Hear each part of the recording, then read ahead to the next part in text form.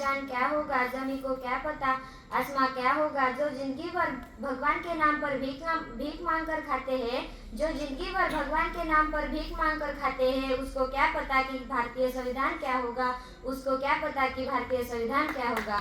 नमस्कार मित्रांनो, माझे पूर्ण नाव चांदनी दिलीप पोतराजर, वर्ग 10वा। आज दिनांक 26 नोव्हेंबर म्हणजेच संविधान दिन। सर्वांना संविधान दिनाच्या खूप खूप शुभेच्छा। ज्या बाबासाहेबांना पुस्तक दिले जात नव्हते, त्याच बाबासाहेबांनी एक असे पुस्तक लिहिले की त्या पुस्तकावर आज आपला संपूर्ण भारत देश चालतो। ते पुस्तक म्हणजे भारतीय संविधान।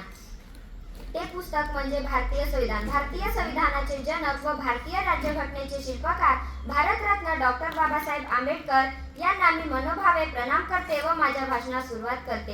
यात तुझे हित आहे, यात माझे हित आहे, यात तुझे हित आहे, यात माझे हित आहे। अरे नादान माणसा, भारतीय संविधान हे माणुसकीचे गीत आहे। अरे नादान माणसा, भारतीय संविधान हे माणुसकीचे गीत आहे।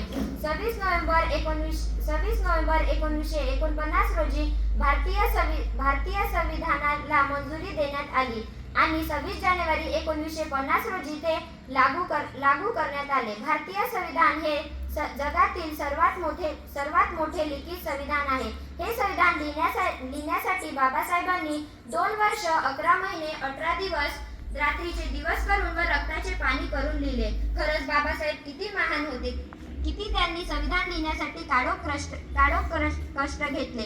2 वर्ष 11 महिने 18 दिवस किती सोसलं माझ्या भीमानं, 2 वर्ष 11 महिने 18 दिवस किती सोसलं भीमानं।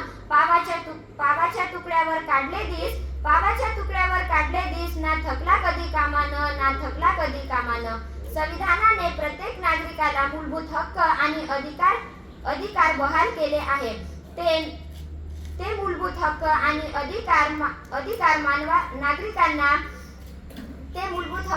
अधिकार नागरिकांना जबाबदारीची आठवण करून देते।